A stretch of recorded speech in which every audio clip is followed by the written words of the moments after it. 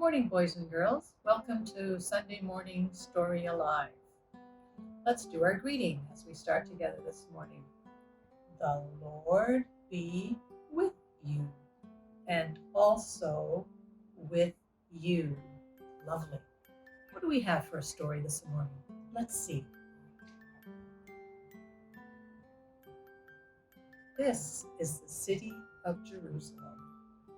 So many things happened in the city of Jerusalem that we just had to have a piece of it for our church school.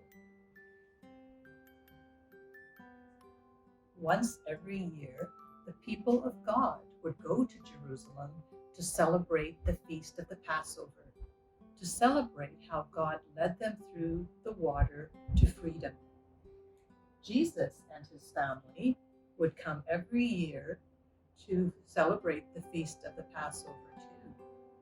This year, when Jesus as an adult came to Jerusalem, people in the city asked him lots of questions, like, who are you?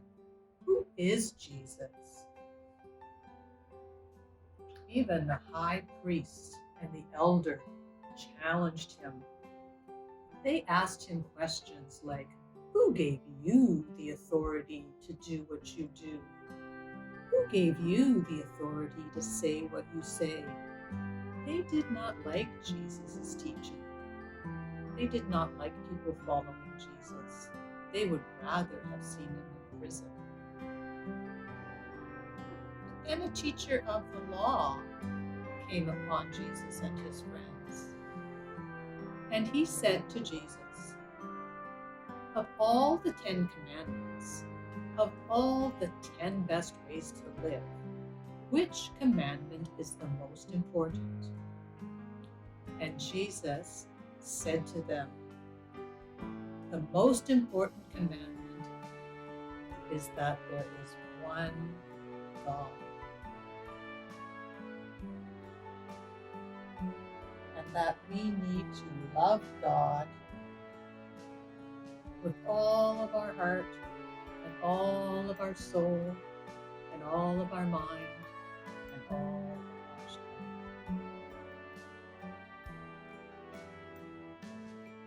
And Jesus said the second most important commandment is to love your neighbor as yourself. And he said there are no greater commandments than these. And the teacher of the laws agreed with Jesus.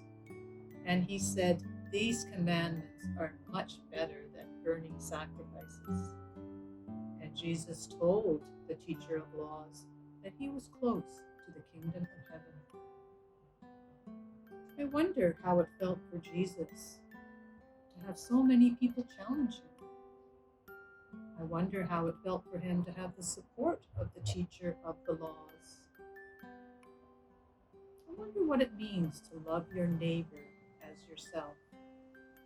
You can talk more about the story with your family, and those of you who want to be creative can do something for the story, like drawing a picture of Jerusalem, maybe making a temple out of Lego or blocks.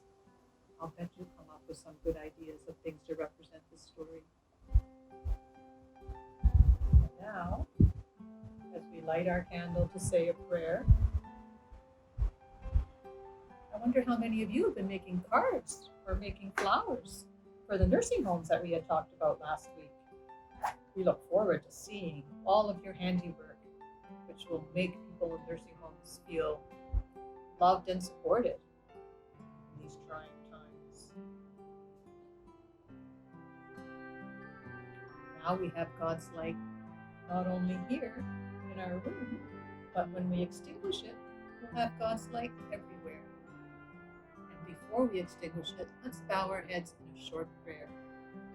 Loving and gracious God, thank you for all of your commandments. Help us always to love you and put you first, and help us to be kind and thoughtful to others. In Jesus' name we pray. Amen. Now we'll extinguish the light so it can be seen everywhere.